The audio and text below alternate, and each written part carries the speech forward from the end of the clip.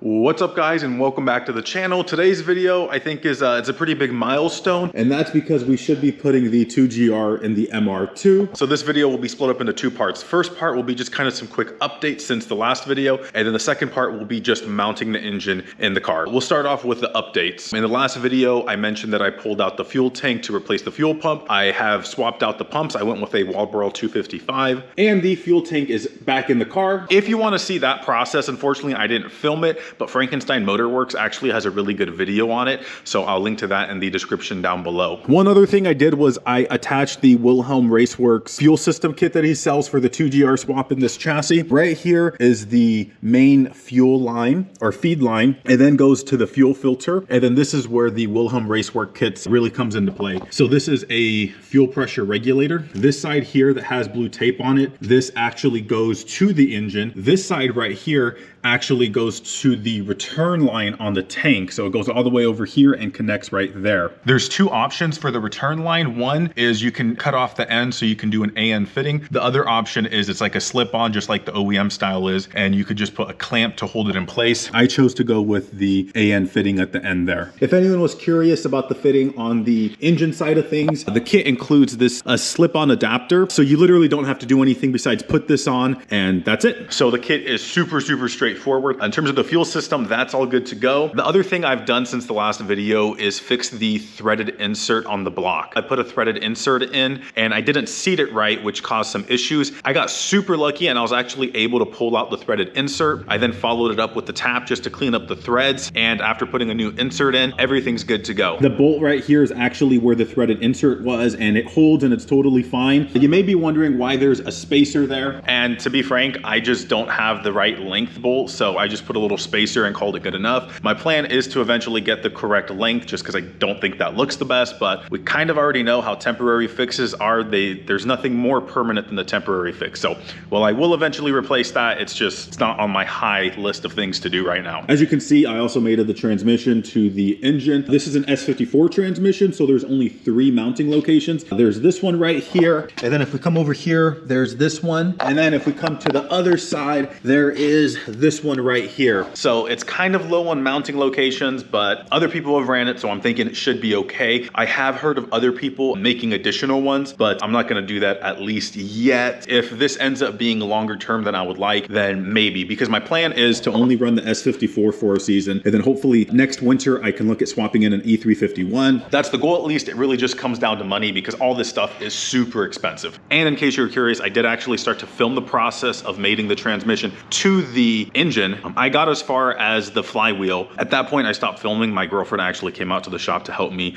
mate the transmission to the engine. I was really just trying to enjoy the moment, so I just stopped filming. But if you do want more information on that, once again, Frankenstein Motor Works made a video on it, so I'll link to that in the description as well. At this point, the engine is ready to go in the car. So for the front, I have the front tires on ramps. To also get a little bit more angle, I took some PSI out of these because these are normally sitting at like 35, just to make it easy to roll around. But I dropped them down to I think like 5 PSI, so that drops the front end height just a little bit, getting me a little bit more angle in the back. On the back, I have 12-ton jack stands, and with all that, I have just enough height to slip it underneath. I do think I'm gonna have to remove just a couple things though, but that shouldn't be a big deal. So the oil cap, I think is just slightly too high, so I'll have to just remove that, put some tape over it. And then this right here, this is one of the, I think the VVT solenoids. I might have to remove that, put some tape. But other than that, I think it should slip into place pretty easy. Before just sliding the engine in, I did go ahead and put some extra things like jack stands, a wheel on the other side and whatnot. Just in case something slips and falls, there is some safety in there. So yeah, I think at this point, we'll just get the engine put in.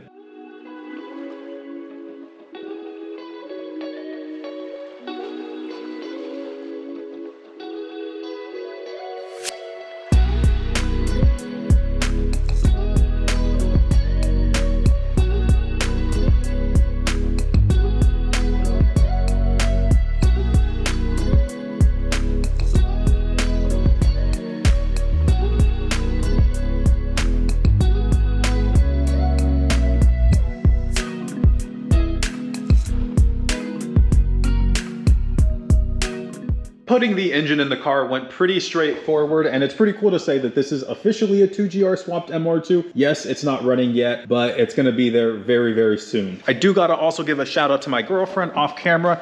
She was manning the hoist. Also, this side is always a bit of a pain to put in, and she actually suggested the idea of loosening up all the bolts that are associated with the passenger side engine mount, and that gave me the little bit of wiggle room to connect the bolt there, and then I could just snug everything back down, and boom, that worked like a charm. That side can be a bit of a pain at times, so it was just a good idea and made things go a lot smoother. Once that side was in, this side just have to be lifted up, and it went right into place. Really, the only thing that went bad was right there. I'll show you guys. As we were lifting the engine up, this was my fault. I didn't notice that this VVT solenoid got caught right here on this side of the chassis. It broke that off. Luckily, nothing else was damaged or anything like that. I will have to buy a new solenoid, but honestly, when you're putting an engine in the car, it can go wrong in so many different ways. So if that's the worst thing that happened, I'm gonna call that a day, or I'm gonna call that pretty good, actually. One thing I did want to mention is that I'm using a load leveler. I personally think it would be easier if you use ratchet straps, just because you're gonna have finer control, in my opinion. Unfortunately, my ratchet straps are really frayed and old. They need to be replaced, so I just didn't feel comfortable